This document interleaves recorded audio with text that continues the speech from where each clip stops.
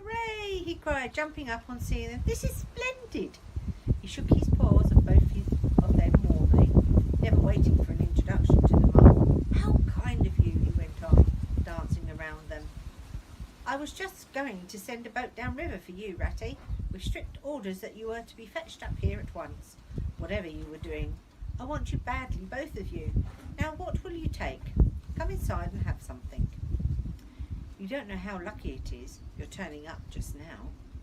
Let's sit quiet a bit, Toady, said the rat, throwing himself into an easy chair, while the mole took another by the side of him and made some civil remark about Toad's delightful residence. Finest house on the river, cried Toad boisterously, or anywhere else for matter, he could not help adding. Here the rat nudged the mole. Unfortunately, the Toad saw him do it and turned very red. There was a moment of painful silence, then Toad burst out laughing. All right, Ratty, he said. It's only my way, you know, and it's not such a very bad house, is it? You know you rather like it yourself. Now look here, let's be sensible. You are the very animals I wanted. You've got to help me. It's most important. It's about your rowing, I suppose, said the rat, with an innocent air. You're getting on fairly well, though you splash a good bit still. With a great deal of patience and with quantity of coaching you may— Oh, pooh! Boating? Interrupted the Toad, in great disgust. Silly boyish amusement. I've given that up long ago. Sheer waste of time, that's what it is. It makes me downright sorry to see you fellows, who ought to know better, spending all your energies in an aimless manner.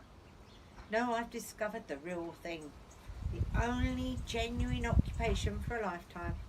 I propose to devote the remainder of it to mine, and can only regret the wasted years that lie behind me, squandered in trivialities.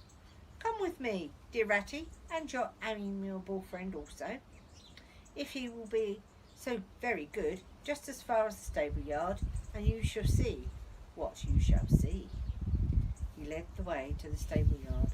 Accordingly, the rat, following with the most mistrustful expression, and there, drawn out of the coach house into the open, they saw a gypsy caravan, shining with newness, painted a canary yellow, picked out with green and red wheels. There you are, cried the Toad, straddling and expanding himself. There's a real life for you, embodied in the little cart, the open road, the dusty highway, the heath, the common, the hedgerows, the rolling downs, camps, villages, towns and cities. Here today, up and off to somewhere else tomorrow. Travel, change, interest, excitement. The whole world before you, and a horizon that's always changing. Mind, this is the very finest cart of its sort, and there was ever built, without an exception. Come inside and look at the arrangements. Planned 'em myself, I did. The mole, all tremendously interested and excited, and followed him eagerly up by the steps and into the interior of the caravan. The rat only snorted and thrust his hand deep into his pockets, remaining where he was. It was indeed very compact and comfortable.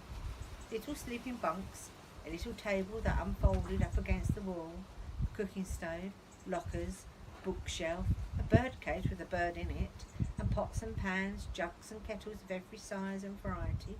All complete, said Toad triumphantly, pulling open a locker. You see, biscuits, potted lobsters, sardines, everything you can possibly want. Soda water here, baccy there, letter, paper, bacon, jam. Cards and dominoes you'll find, he continued as they descended the steps again. You'll find that nothing whatever has been forgotten when we make our start this afternoon. Beg your pardon, said Rat slowly, as he chewed a straw. did I overhear you say something that we and start and this afternoon? Now you good dear old Ratty, said Toad imploringly. Don't begin talking in that stiff and sniffy sort of way, because you know you've got to come. I can't possibly manage without you, so please consider it settled and don't argue. It's the one thing I can't stand. You surely don't mean to stick to your dull, fusty old river all your life and just live in a hole in the bank and boat. I want to show you the world. I'm going to make an animal of you, my boy. I don't care, said the rat doggedly. I'm not coming, and that's flat. I am going to stick to my old river and live in a hole and a boat, as I've always done. And what's more, Mole going to stick to me and do as I do, aren't you, Mole?